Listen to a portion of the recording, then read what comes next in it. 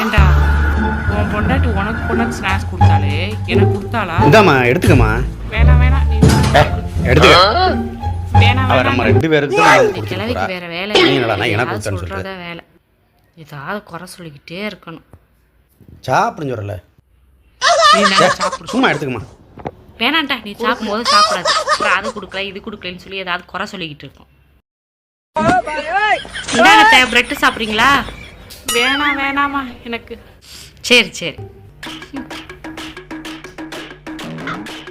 Bread வாங்கி சாப்பிடலாம்ல, இப்போ ஏன் வேணாங்கிற? நான் என்ன பேசண்டா?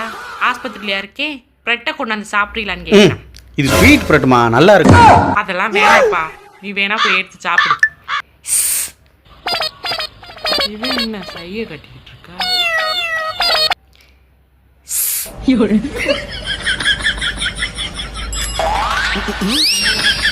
என்னடா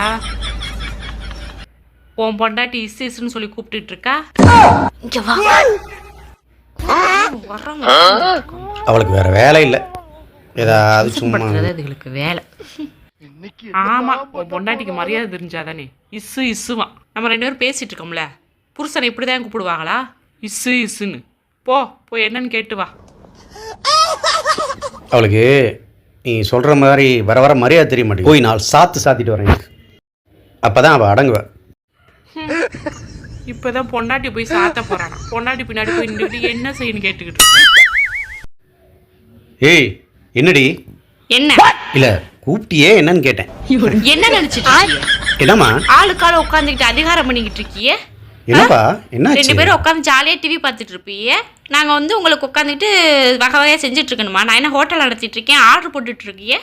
என்னம்மா ஆர்டர் போட்டேன்? உங்கள் அம்மா பார்த்தா பூரி போட்டு குருமா வச்சிருன்னு சொல்லுது, நீங்கள் பார்த்தா சன்னா வச்சிருன்னு சொல்கிறீங்க. என்னை பார்த்தா வேலைக்காரி மாதிரி. இல்லை உனக்கு சன்னா பிடிக்கும்ல, அதான் சன்னா வச்சிருன்னு சொன்னேன். இங்கே பாருங்க, என்னால் பூரிலாம் செஞ்சுட்டு இருக்க முடியாது. மாவு இருக்கு, வேணா இட்லி ஊற்றி தரேன். மதியம் வச்சு சாம்பார் இருக்கு, வேணா மாவு இருக்கா? அப்புறம் என்ன மாவுனா மாவு வச்சு தோசை ஊற்ற வேண்டியதானே? இங்கே தோசைலாம் ஊற்றிட்டு இருக்க முடியாது. இங்கே இட்லி அவிச்சிட்றேன், வேணா வந்து அள்ளி வச்சு சாப்பிடுங்க போங்க. அப்படின்னா என்ன? இட்லி வச்சு கார சட்னி தக்காளி சட்னி வச்சிரு. இங்கே பாருங்க, என்னால் அதெல்லாம் வச்சுட்டு இருக்க முடியாது. மதியம் வச்ச சாம்பார் இருக்கு, அதை வச்சு சாப்பிட்டுக்குங்க, அவ்வளோதான் சொல்லிட்டேன். போய் உங்கள் அம்மாட்ட போய் சொல்லுங்க என்னால் செய்ய முடியாதுன்னு. என்னம்மா அம்மா ஆசைப்பட்டு பூரி கேட்குறாங்க.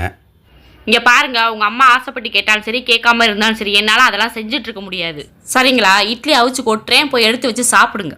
அவ்வளோதானே? அவ்வளோதான். சரி விடு, நான் பார்த்துக்கிறேன். இப்போ என்ன பண்ணுறது? இப்போ இட்லி வைக்கிறேங்கிறா, அது பூரிங்குது. நீ பூரி கிடைக்கிறத பெரும்பாலாக இருக்குது, இதில் வேற குருமா வைக்கிறேன்னு சொல்லிட்டு இருக்கு. அவள் சட்னி கூட வைக்க மாட்டேங்கிறா, என்ன சொல்ல போதோ. என்னம்மா நான் பூரி செய்ய சொன்னியா? ஏன் உன் பொண்டாட்டி எதுவும் இல்லைம்மா, பூரி செய்கிறேன்னு சொல்லிட்டு அவள் வாடகை சப்பாத்தி மாவை கொட்டிட்டு எவ்வளோ போடணும் என்னன்னு கேட்டுட்டா.